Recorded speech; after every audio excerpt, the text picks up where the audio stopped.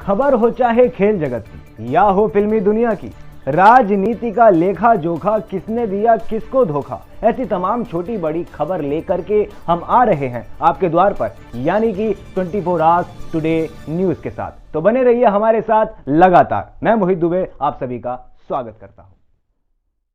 ये मेरे साथ हैं जी उशीन जी, जो कि उत्तराखंड के रहने वाले हैं और बहुत ही क्वालिफाइड हैं और बहुत ही फराटेदार इंग्लिश बोलते हैं।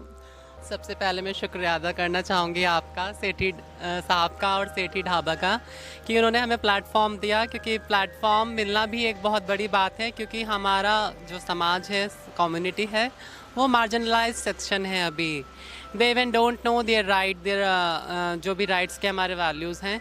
तो सबसे पहले हमें प्लेटफॉर्म दिया, उसके लिए बहुत बहुत शुक्रिया। और दूसरा मैं बताना चाहूँगी कि मेरी उम्र का एक्सपीरियंस मुझे ज़्यादा नहीं, मैं 23 साल की हूँ, लेकिन मैंने यही देखा है कि जो मैंने एक्सपीरियंस किया 23 साल की उम्र में, कि हम सब अगर 3A प्रिंसिपल अपनाएं। 3A principle means accept, adjust, avoid. Accept करना है हमें सभी लोगों को, चाहे वो किसी भी कास्ट, जेंडर, रिलीजन या किसी भी एरिया से आता हो, है ना। अवॉइड करना है हमें उन नेगेटिव चीज़ों को, नेगेटिव बातों को, जो हमें किसी चीज़ को एक्सेप्ट करने के लिए या हमारे डेवलपमेंट में उसको नकारती हों। अवॉइड भी नेगेटिविटी को ही करना है। तो हम एक्सेप्ट, एडजस्ट और अवॉइड करेंगे। एडजस्ट करना है हमें सभी जेंडर्स के साथ, सभी रिलीजन के साथ, माइनॉरिटीज़ के साथ। Then we will go forward to the development. हम डेवलपमेंट की तरफ जा सकते हैं। और जैसे मैं एक किन्नर हूँ, एक ट्रांस वुमन हूँ, तो उस नाते मैं यही कहना चाहूँगी कि I am a proud trans woman. मुझे अपने पर गर्व है कि मैं एक किन्नर हूँ। और गर्व मुझे इसलिए है क्योंकि मुझे ऐसा लगता है कि हाँ, मैं एक अच्छी सोच रखती हूँ, एक अच्छा दिल रखती हूँ। प्रभु श्री राम ने हमें आशीर्वाद दिया है कि कलयुग में आपका राज होगा। तो हमारी दुआएं जो आशीष होती हैं वो लोगों को लगती हैं। पहले मुझे ऐसा फील नहीं होता था कि I have this kind of power, लेकिन फिर जब मैं बोलती हूँ तो मैंने वो होते हुए भी देखा, तो मुझे लगा नहीं, हमारे कल्चर में, हमारी संस्कृति में और हमारे सनातन धर्म में और प्रभु श्री राम के आशीर्वाद में बहुत शक्ति है। अगर भगवान आपके सामने प्रकट हो जाएं तो आप क्या मांगोगे उनसे? मैं यही मांगना चाहती हूँ कि हम एक हिंद और स्वतंत्र भारत में रहते हैं, तो मैं अपने समुदाय को, अपने ट्रांस वुमेन, ट्रांसजेंडर, अपने किन्नर समुदाय को हिंद आज़ाद देखना चाहती हूँ। बराबर का अधिकार और बराबर का सम्मान। Everybody deserves respect.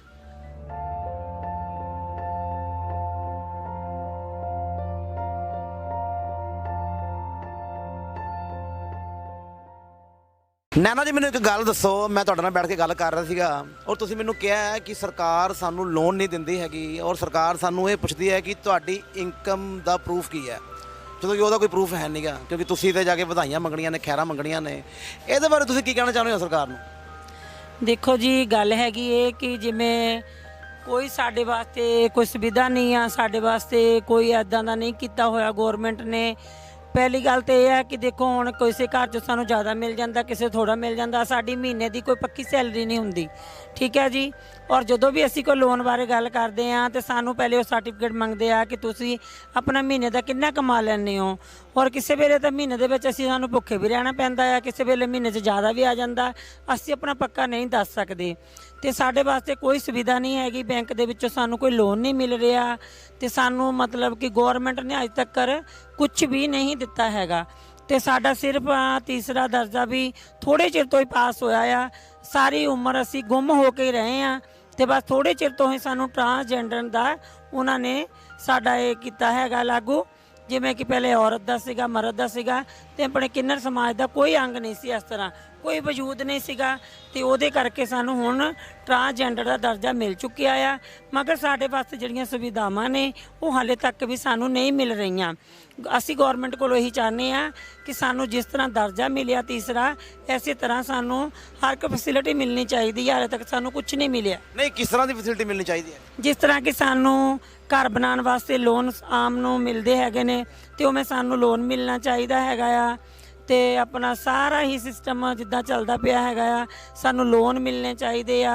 ਸਾਨੂੰ ਹਰ ਇੱਕ ਅਧਿਕਾਰ, ਜਿਵੇਂ ਔਰਤ ਨੂੰ ਮਰਦ ਨੂੰ ਆ, ਉਸੇ ਤਰ੍ਹਾਂ ਹੀ ਸਾਨੂੰ ਵੀ ਅਧਿਕਾਰ ਮਿਲਣੇ ਚਾਹੀਦੇ। ਇੱਕ ਤੁਸੀਂ ਕਹਿ ਰਹੇ ਸੀਗੇ ਕਿ ਸਾਡੇ ਡੇਰੇ ਵੀ ਪੱਕੇ ਹੋਣੇ ਚਾਹੀਦੇ, ਰਜਿਸਟਰਡ ਹੋਣੇ ਚਾਹੀਦੇ ਨੇ। ਹਾਂਜੀ, ਜਿਸ ਤਰ੍ਹਾਂ ਅੱਜ ਕੱਲ੍ਹ ਸਾਡੇ ਕਿੰਨਰ ਸਮਾਜ ਦੇ ਵਿੱਚ ਚੱਲਦਾ ਪਿਆ ਆ ਕਿ ਉਸ ਤਰੀਕੇ ਦੇ ਨਾਲ ਨਹੀਂ ਹੋਣਾ ਚਾਹੀਦਾ। ਸਾਡੇ ਡੇਰੇ ਰਜਿਸਟਰ ਹੋਣੇ ਚਾਹੀਦੇ ਆ, ਸਾਡਾ ਇਲਾਕਾ ਰਜਿਸਟਰ ਹੋਣਾ ਚਾਹੀਦਾ ਆ, ਜਿਹੜਾ ਸਾਡੇ ਕੋਲੋਂ ਕੋਈ ਖੋ ਨਾ ਸਕੇ। ਸਾਡੇ ਆਪਣੇ ਇਲਾਕੇ ਦੀ ਪੂਰੀ ਰਜਿਸਟਰੀ ਹੋਣੀ ਚਾਹੀਦੀ ਸਾਡੇ ਕੋਲ। अभी 2 डेज बैक है ना, हमने अभी पिटीशन भी फाइल की है हमने, ताकि हाँ सुप्रीम कोर्ट में है, मैं बता रही मैम। उसके साथ साथ हमने ताकि रजिस्टर्ड फॉर इलाका एरिया जो हमारा जो होता है किन्नरों का, पहले सबसे लड़ाई ये होता है कि एरिया का ही होता है।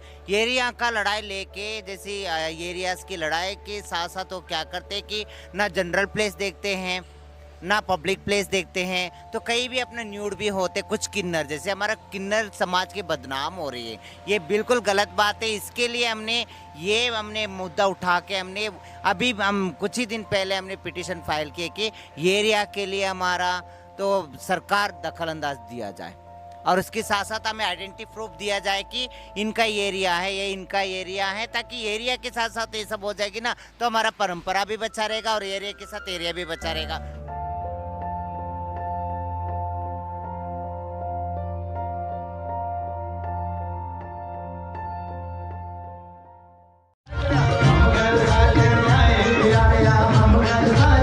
ਸੋ ਇਹ ਸਾਡੇ ਨਾਲ ਨੇ ਜੀ ਦੀਪਿਕਾ ਜੀ, ਜੋ ਕਿ ਜਲੰਧਰ ਦੇ ਰਹਿਣ ਵਾਲੇ ਨੇ। ਕਿਤੇ ਮਰ ਨਾ ਜਾਵੇ ਕੁਝ ਖਾ ਕੇ, ਚੰਡੀਗੜ੍ਹ ਕਰੇ ਆਸ਼ਕੀ, ਮੁੰਡਾ ਜੱਟਾਂ ਦਾ ਜਲੰਧਰੋਂ ਆ ਕੇ।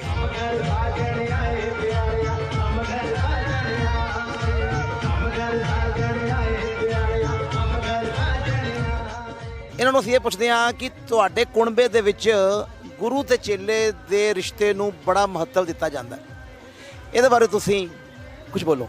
ਗੁਰੂ ਚੇਲੇ ਦਾ ਮਹੱਤਵ ਇਹ ਹੁੰਦਾ ਹੈ ਜੀ, ਜਿੱਦਾਂ ਅਸੀਂ ਪਹਿਲਾਂ ਸਾਡੇ ਗੁਰੂ ਸੀਗੇ, ਅਸੀਂ ਉਹਨਾਂ ਮੁਰੇ ਸੀਗੇ, ਅਸੀਂ ਉਹਨਾਂ ਦੇ ਬੱਚੇ ਸੀਗੇ, ਅਸੀਂ ਧੀ ਵੀ ਸੀ, ਪੁੱਤ ਵੀ ਸੀ, ਨੂੰਹ ਵੀ ਸੀ, ਸਭ ਕੁਝ ਸੀ, ਸਾਰਾ ਕੁਝ ਸੀ ਅਸੀਂ ਉਹਨਾਂ ਦੇ।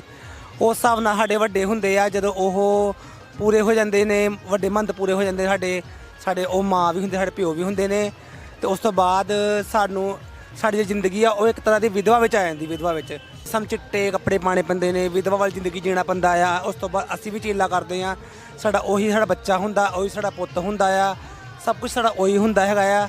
ਅਸੀਂ ਉਹਨੂੰ ਆਪਣੇ ਬੱਚਿਆਂ ਵਾਂਗੂ ਪਿਆਰ ਕਰੀਦਾ ਆ, ਉਹੀ ਸਾਡਾ ਟੱਬਰ ਫੈਮਿਲੀ। ਮੈਨੂੰ ਗੱਲ ਦੱਸੋ, ਜਦੋਂ ਤੁਹਾਡੇ ਵਿੱਚ ਗੁਰੂ ਦੀ ਮੌਤ ਹੋ ਜਾਂਦੀ ਹੈ, ਉਸ ਤੋਂ ਬਾਅਦ ਦੇ ਵਿੱਚੋਂ ਫਿਰ ਤੁਸੀਂ ਮੇਕਅਪ ਵਗੈਰਾ ਕੁਝ ਨਹੀਂ ਕਰਦੇ? ਨਹੀਂ ਮੇਕਅਪ ਵਗੈਰਾ ਕਰਦੇ ਅਸੀਂ, ਪਰ ਅਸੀਂ ਜਿੱਦਾਂ ਸਵਾ ਮਹੀਨਾ ਕੁਝ ਨਹੀਂ ਕਰਦੇ। ਅਸੀਂ ਸਵਾ ਮਹੀਨਾ ਅਸੀਂ ਨਾ ਮੇਕਅਪ ਕਰਨਾ, ਨਾ ਅਸੀਂ ਕੁਝ ਕਰਨਾ, ਕੁਝ ਵੀ ਨਹੀਂ ਲਾਉਣਾ ਮੂੰਹ ਦੇ ਉੱਤੇ, ਬਸ ਚਿੱਟੇ ਕੱਪੜੇ ਵਗੈਰਾ ਰੱਖਣੇ। ਅਸੀਂ ਚਿੱਟੀ ਚੁੰਨੀ, ਚਿੱਟੇ ਕੱਪੜੇ ਅਸੀਂ ਉਦੋਂ ਹੀ ਪਾ ਸਕਦੇ ਹਾਂ ਕਿ ਜਦੋਂ ਸਾਡੇ ਗੁਰੂ ਮਰ ਜਾਂਦੇ ਨੇ। ਉਸ ਤੋਂ ਪਹਿਲਾਂ ਅਸੀਂ ਚਿੱਟੀ ਚੁੰਨੀ ਵੀ ਨਹੀਂ ਲੈ ਸਕਦੇ ਕਦੀ ਵੀ।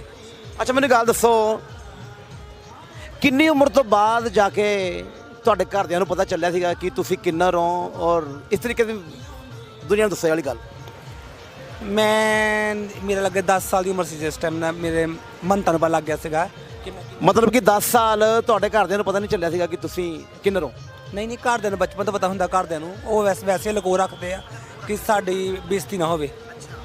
ਹਾਂਜੀ, ਹਰੇਕ ਨੂੰ ਆਪਣੀ ਇੱਜ਼ਤ ਪਿਆਰੀ ਹੁੰਦੀ ਹੈਗੀ ਆ। ਹੁਣ ਕਿਸੇ ਘਰ ਕਿੰਨਰ ਜੰਮੂਗਾ, ਅਸੀਂ ਲੈਣ ਜਾਵਾਂਗੇ, ਉਹਨਾਂ ਦੀ ਬਦਨਾਮੀ ਤਾਂ ਹੋਊਗੀ ਨਾ।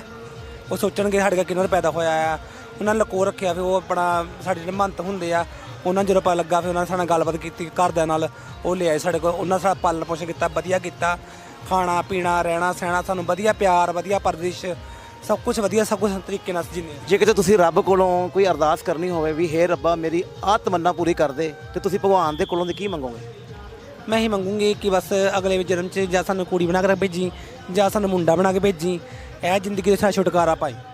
ਬਸ ਕਿਸੇ ਦੇ ਘਰ ਵੀ ਇੱਦਾਂ ਦਾ ਕੋਈ ਜੀ ਪੈਦਾ ਨਾ ਹੋਵੇ, ਕਿਸੇ ਦੇ ਘਰ ਕੋਈ ਦੁਸ਼ਮਣ ਵੀ ਆ, ਕੋਈ ਸੱਜਣ ਵੀ ਆ, ਕਿਸੇ ਦੇ ਘਰ ਵਿੱਚ ਸਾਡੇ ਵਰਗਾ ਜੀ ਪੈਦਾ ਨਾ ਹੋਵੇ।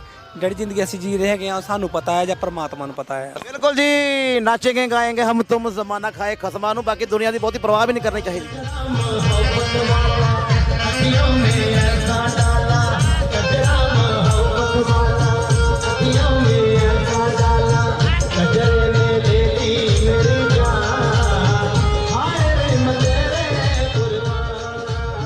ਕਾਜਲ ਜੀ, ਮੈਂ ਤੁਹਾਡੀ ਲਿਖੀ ਹੋਈ ਬੁੱਕ ਪੜ੍ਹੀ ਹੈ, ਔਰ ਉਸ ਦੇ ਵਿੱਚ ਮੈਂ ਤੁਹਾਡੀ ਜ਼ਿੰਦਗੀ ਦੇ ਉਤਰਾਅ ਚੜਾਵ ਸਭ ਦੇਖੇ ਨੇ ਕਿ ਕਿਵੇਂ ਤੁਹਾਡਾ ਪਾਲਣ ਪੋਸ਼ਣ ਹੋਇਆ। ਔਰ ਜਦੋਂ ਚਲੋ ਇਹ ਅੱਗੇ ਦੀ ਸਾਰੀ ਗੱਲ ਤੁਸੀਂ ਆਪਣੇ ਜ਼ੁਬਾਨੀ। हाँ जी, मेरा नाम काजल मंगलमुखी है। ये कल्चर जो है हमारा परंपरा आज से नहीं चलते आ रहा है, ये गुरु चेला का परंपरा जो है ये सदियों से चलते आ रहा है। और इसके साथ साथ हम किन्नर समाज के सब हम मिल के ये एक छत के नीचे हम खड़े होके हमने अपने राइट्स के लिए जो हमें एक्सेप्टेंस, एजुकेशन, इक्वालिटी और मेन स्ट्रीम में लाना जरूरी है सबके लिए। हाँ जी, मेन स्ट्रीम में मतलब ऐसे एक नर, एक नारी, एक किन्नर भी, तो उनको सही रास्ते पे मतलब सही एक इसमें लाना है, मतलब एक ही नज़र में देखना है, ताकि किन्नर कोई अलग नहीं होता है, कोई मेल कोई अलग नहीं होता है, कोई फीमेल कोई अलग नहीं होता है। मतलब जेंडर तो कोई यहाँ ऑर्गन्स में नहीं गिनना चाहिए, जेंडर तो यहाँ सोच में होता है, जेंडर तो सोच में होता है, जो अपने आप इंसान क्या पहचानता है, चाहे मेल हो, चाहे पुरुष हो, चाहे या महिला हो या किन्नर हो, जिसका सोच अच्छा होता है तो वही सब कुछ होता है।